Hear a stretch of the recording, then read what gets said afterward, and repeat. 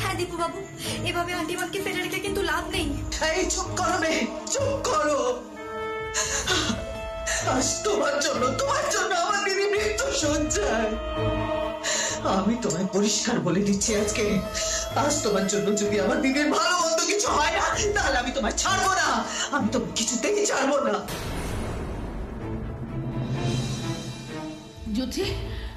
যদি আমার দিদি আজ বুকে ব্যথায় শেষ হয়ে যায় তাহলে।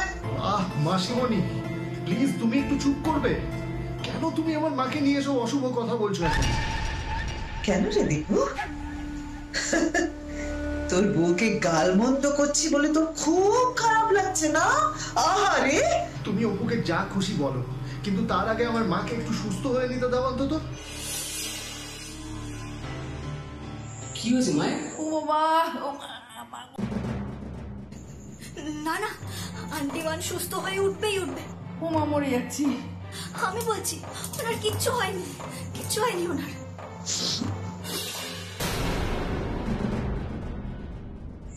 আমরা বড়রা তো রয়েছি, তুমি এত কথা বলার কে? দেখ না, তোর বউয়ের ওই পাকা বোনটা তখন থেকে যা নয় তাই বলে যাচ্ছে, অথচ আজ ওর জন্য আমার দিদির আজ এই অবস্থা। আমার দিদি আজ বলতে,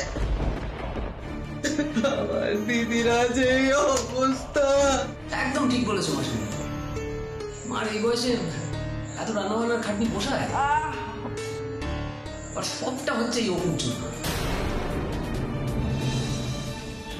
জেঠুমনি ডক্টরকে ফোনে পাচ্ছেন না, হয়তো রাত হয়েছে বলে উনি ঘুমিয়ে পড়েছেন।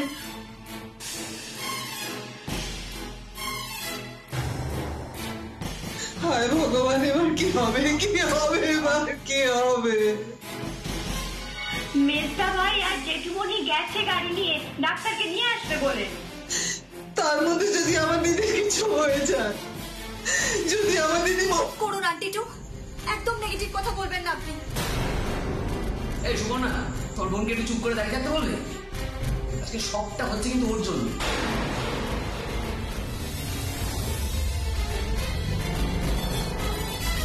একবার আমার মা সুস্থ হয়ে উঠল, তোমার বোনকে কিন্তু আমি ছাড়বো না। না জামাই বাবু, আমি চুপ করব না। আন্টিমানের এত কষ্ট হচ্ছে, এত ব্যথা হচ্ছে, আমি সহ্য করতে পারছি না। ওনাকে এক্ষুনি হসপিটালে নিয়ে যেতে হবে, প্লিজ। অপু প্লিজ, আপনি একটু চুপ করে থাকুন না। সবাই তো আপনাকে চুপ করতে বলছে নাকি? জানেন তো একটা ক্রাইসিসের সময় চলছে এখন, প্লিজ আপনি একটু চুপ থাকুন। বেশ হয়েছে, ভালো হয়েছে। নিজে অন্যায় করে সমানে বকর বকর করে চলেছে। আমার দিদির এই অবস্থা, তবু চুপ করে থাকছে না। পারছি না, চুপ কর জ্যোতি। দিদিরে কোথায় কষ্ট হচ্ছে? হচ্ছে যোগা বুকে, বুকে কষ্ট হচ্ছে বাবা, শ্বাসকষ্ট হচ্ছে রে। ও মা,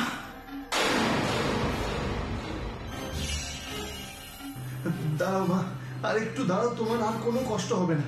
আমি এক্ষুনি তোমার জন্য অক্সিজেনের ব্যবস্থা করছি। এই শেষদা ভাই, ওই পল্টুকে একটা ফোন কর না, ও তো অক্সিজেন সাপ্লাই হয় না। দেখ না, ওর থেকে যদি একটা অক্সিজেন সিলিন্ডার পাওয়া যায়, দেখ না একটু।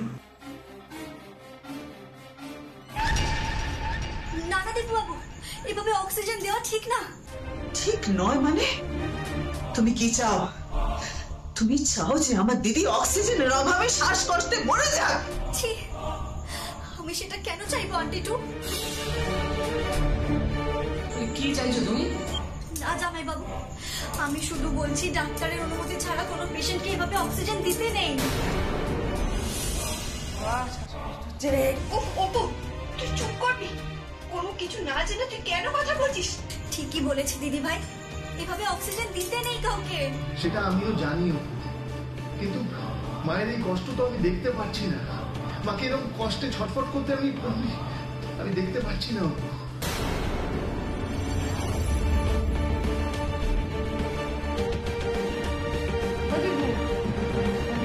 মনে হচ্ছে দমটা বেরিয়ে যাচ্ছে দীপু রে। দিনটা মনে হয় ঘনিয়ে এলো বাবা, আর বাঁচবো না। উফ মা, মা তুমি এরকম কথা বলো না প্লিজ।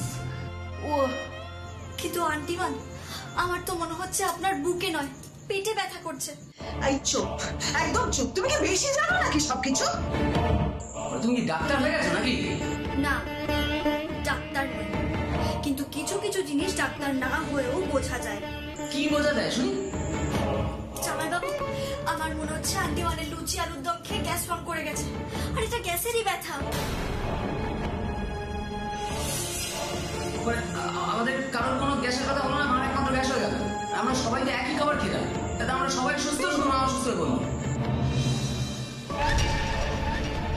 আরে বাবা, আন্টিমানের তো বয়স হয়েছে নাকি, হয়তো হয়তো হজমের গোলমাল হয়েছে, আর তাই জন্যই ওনার পেটটা ব্যথা করছে। সত্যি ডাক্তারে এলেন আমার। দীপু বাবু, আপনি আমার কথা বুঝতে পারছেন তো? না না, আমি এখন কিচ্ছু বুঝতে পারছি না, কিচ্ছু না মা। ও আর পাচ্ছি না, আর সহ্য করতে পারছি না রে বাবা।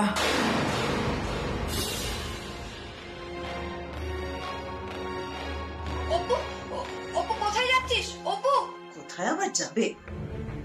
আমার দিদিকে অসুস্থ করে দিয়ে এখন মুখ লুকোতে গেছে, বেয়াদব মেয়ে কোথাকার।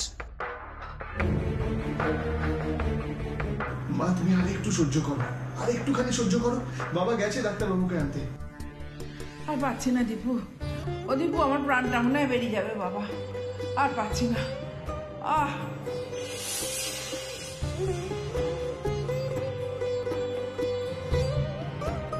উফ, উফ।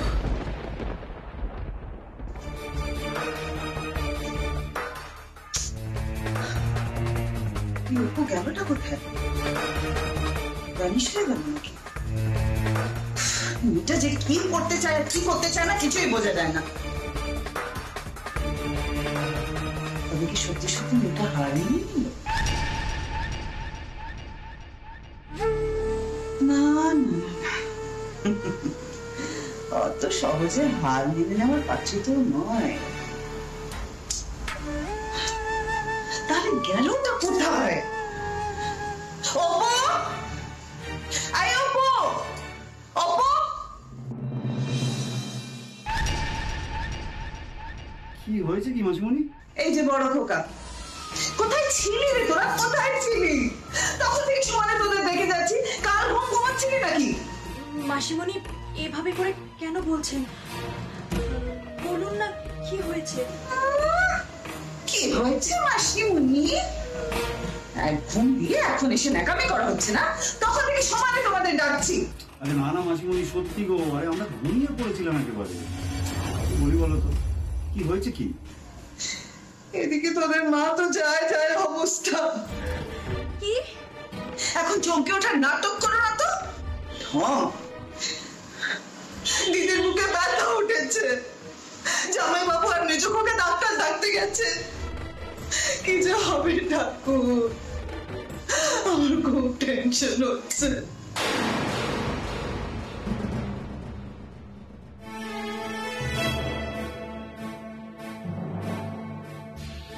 এই তো আমি তো চলে এসেছি, কিন্তু ডাক্তারবাবু কলকাতায় গেছেন, তাই বাবা আবার অন্য একজন ডাক্তারের বাড়িতে গেছেন তাকে ডাকতে। আমি চলে এলাম। বলছি মা এখন আছে কেমন? ভালো না মেসটা করবো, মায়ের মনে হয় বুকের ব্যথাটা না আরো বেড়েছে, খুব কষ্ট পাচ্ছেন উনি। আন্টিমান আর ছটফট করবেন না, আমি ওনার জন্য শরবতটা বানিয়ে এনেছি, এটা উনি টকটক করে খেয়ে নিলে একদম ফিট হয়ে যাবেন। তোমার হাতে ওটা কি? কিসের শরবত? এটা এটা হলো গিয়ে বম ব্লাস্ট শরবত।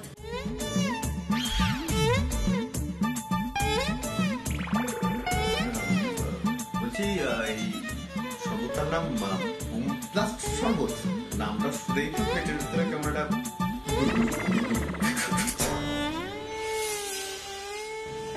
এই বম ব্লাস্ট শরবতটা খেলেই আন্টিমান সুস্থ হয়ে যাবে, এটা আমার বিশ্বাস। যাই, আমি বড় মোনাকে গিয়ে খাইয়ে দিয়ে আসি। খবরদার, খবরদার, তুমি এসব ছাই পাশ শরবত নিয়ে একদম আমার দিদি ঘরে যাবে না, খবরদার। আমি আন্টিমানের কাছে যাব আর ওনাকে এটা খাওয়াবো, আপনি শুনুন তো। ইয়ার কি করছো না তুমি? ইয়ার কি করছো? আজ আমার দিদির এত শরীর খারাপ হয়েছে সব সব তোমার জন্য। আর তাই আমি ওনাকে সুস্থ করার দায়িত্ব নিয়েছি আন্টি টু। চুপ, একদম চুপ। তুমি কি ডাক্তার? ডাক্তার তুমি? তুমি এসব ছাই পাশ শরবত খাইয়ে আমার দিদিকে খুন করে দিতে চাও না?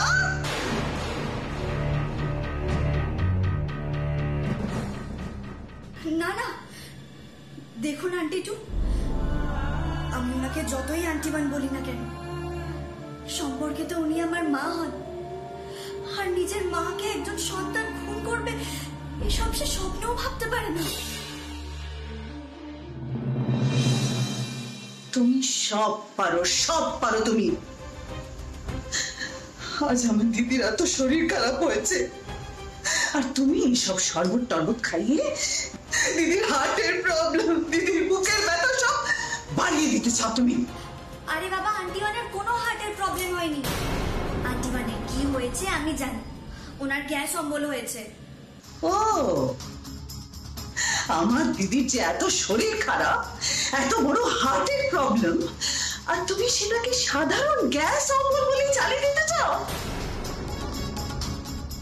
আন্টি টু, গ্যাস অম্বলের ব্যথাকে না কখনো সাধারণ রোগ বলে মনে করবেন না। এটা অনেক সময় অনেকটা কষ্টদায়ক আর ভয়ঙ্কর হয়ে উঠতে পারে।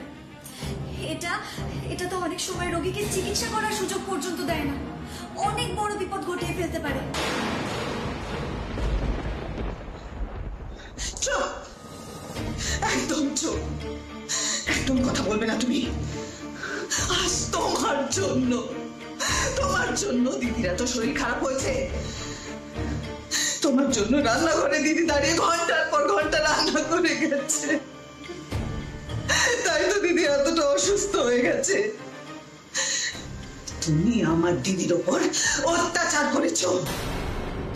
আর শুধু আজ নয় কিন্তু যেদিন থেকে তুমি এসেছো সেই দিন থেকে তুমি আমার দিদির উপর অত্যাচার করে গেছো।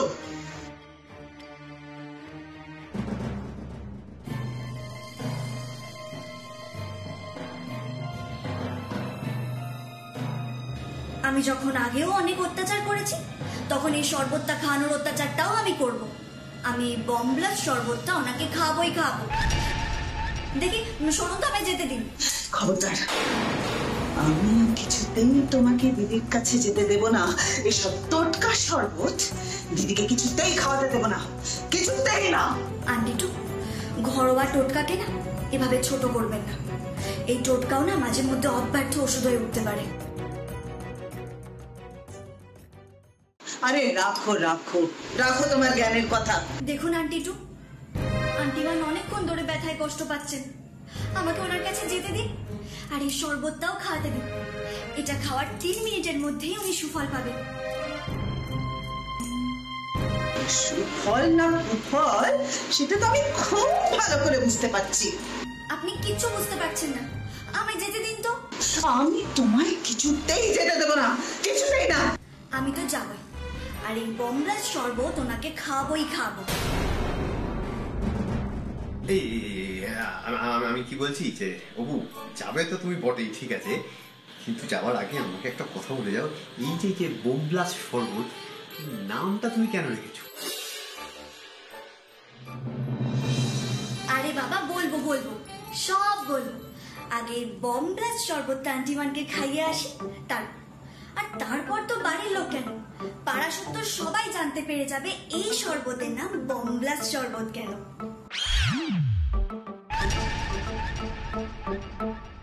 মানে? আরে বাবা, এই বমব্লাস্ট শরবত খেয়ে আন্টিমান এমন জোরে একটা ঢেকুর তুলবে যে পাশের পাড়ার লোক পর্যন্ত শুনতে পেয়ে যাবে। তাই এই শরবতের নাম বমব্লাস্ট শরবত। ও, এই জন্য এটার নাম বমব্লাস্ট শরবত। হ্যাঁ, আমি না তোমাকে পুলিশে দেবো অপু। সে আপনি যা খুশি করবেন, আগে তো আমি কাজটা সারি। আমি কিন্তু তোকে বারণ করছি, বারবার বারণ করছি, তুই এই কাজটা করিস না। লক্ষ্মী বোন আমার, তুই এই শরবতটা মাকে খাওয়াস না। আরে দিদি ভাই, এটা তো সেই শরবতটা যেটা আমি আগে বাবাকে মাঝে মাঝেই বানিয়ে দিতাম। যখন বাবার গ্যাস অম্বলের কষ্ট হতো। আচ্ছা বাবু, তুমি কি শিওর যে মায়ের গ্যাসের ব্যথাই উঠেছে? হ্যাঁ বর্দা ভাই, গ্যাস অম্বলের ব্যথার সিমটমস আমি খুব ভালো করে জানি। আমার বাবার তো গ্যাস অম্বলের ধাত, তাই মাঝে মধ্যেই আমি এই শরবতটা বাবাকে বানিয়ে দিতাম। আর এই শরবতটা খেয়ে ডাক্তার আসার আগেই যদি আন্টি ওয়ানের ব্যথা না কমে, তাহলে আমার নামও অপু কম্পাউন্ডার নয়। এই অপু, তুমি তো অপু গোয়েন্দা ছিলি, আবার ওই অপু কম্পাউন্ডার হয়ে গেলে? ইয়েস। অপু, বলছি কি তুমি এই শরবতটা কি কি দিয়ে বানিয়েছো একটু বলো না গো। বলছি বড় বৌদি, আমি না যাই, আগে আন্টি ওয়ানকে এই শরবতটা খাইয়ে দিয়ে আসি। দেবো না, কিছুতেই তোমায় যেতে দেবো না, কিছুতেই না। আমি তো যাবই।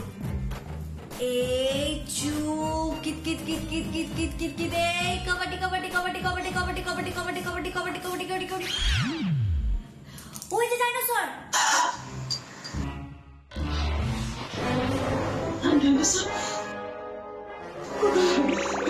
কোথায় ডাইনোসর?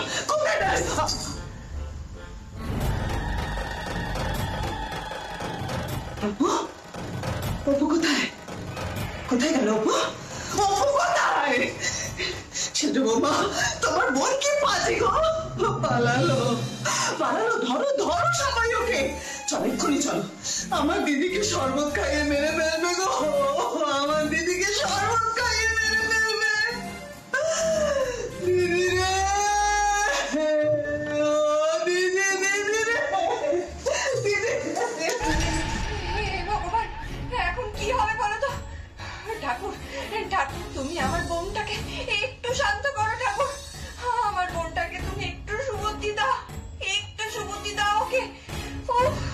আমি আর পারছি না। ও মা, ও মা, খুব কষ্ট হচ্ছে রে, খুব কষ্ট হচ্ছে। ও বর্ষা, আমার খুব গরম লাগছে, বর্ষা। সত্যি তো জেঠিমণি, তুমি তো ঘামছো, ফ্যান তো ফুল স্পিডে চলছে। তাও আমি তোমাকে পাখার হাওয়া করছি। ও বর্ষা, আমি বোধ হয় মারবো। বর্ষা, আমি বাঁচবো না রে। কিচ্ছু হবে না তোমার জেঠিমণি।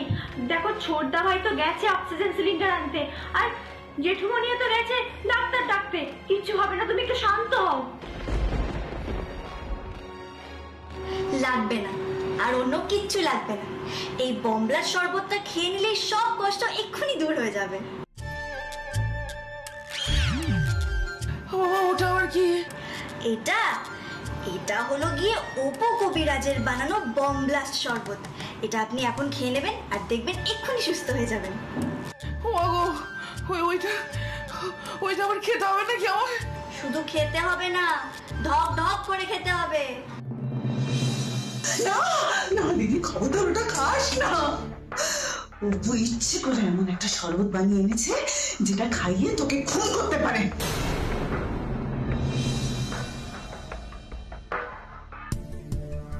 এই না গো মা, আমি গোয়েন্দা গল্পে পড়েছি উনি কখনো সবার সামনে খুন করতে চায় না। আর যদি তোমাকে খুন করারই হতো তাহলে কি অপু সবার সামনে তোমাকে এনে খাওয়াতো? কি তাই তো অপু? একদমই তাই। এটা হলো গিয়ে ম্যাজিক লিকুইড। এটা খেলে আন্টি ওয়ানের পেটে ব্যথা একদম সেরে যাবে। কিন্তু আমার তো বুকে ব্যথা করছে। আরে বাবা, একবার খেয়ে দেখতে তো অসুবিধে নেই। যদি এটা খেয়ে আপনার পেটে ব্যথা না কমে, তাহলে তো বুঝতে হবে যে এটা গ্যাস অম্বলের ব্যথা নয়।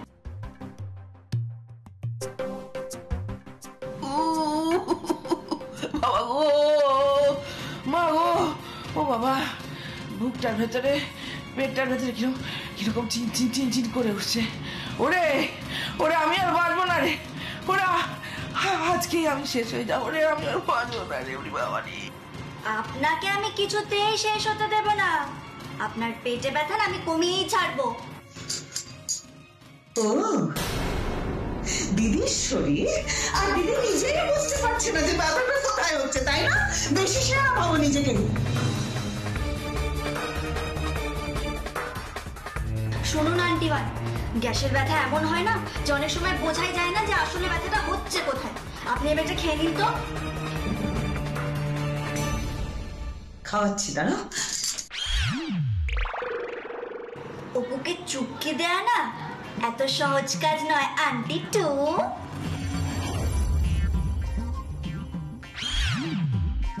ভুলে যাবেন না আমি কিন্তু অপু গোয়েন্দা। আমার মাথার পেছনে না 1.5খানা চোখ আছে। 1.5খানা কেন? 2খানা কেন নয়? আরে বাবা দুটোই ছিল জানো তো। ওই ছোটবেলায় একবার গাছে চড়তে গিয়ে চিত হয়ে পড়ে গেছিলাম, তখন একটা চোখে একটু চোট লেগেছিল তাই আর কি। ও তার মানে তখনই মাথা খারাপ হয়ে গেছিল এই মেয়ের, বুঝেছো? আর এখন এসছে আমাদের মাথা খারাপ করে দিতে। আচ্ছা আন্টি টু, আপনার কি মাথা খারাপ হয়ে গেছে? জানেন তো আমি না মাথা ঠিক করা টোটকা শরবত বানাতে পারি। আমি আপনার জন্য শরবতটা বানিয়ে আনবো, দাঁড়ান। নাম কি জানেন? ওটার নাম হলো মাথা গোল গোল ঘুমতা হ্যায় শরবত।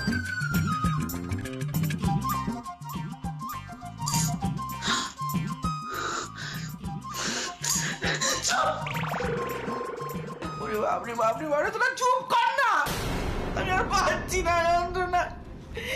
এবার বোধ আমি মরে যাবো রে। ওরে ওরে তোদের বাবা কোথায় রে? বাবাকে একবার ডাক, আমি শেষ প্রণামটা করে যাই রে। আমার সেজ খোকা কোথায়? আমার দীপু, আমার দীপু, দীপু কোথায়? দীপু, দীপু কোথায়?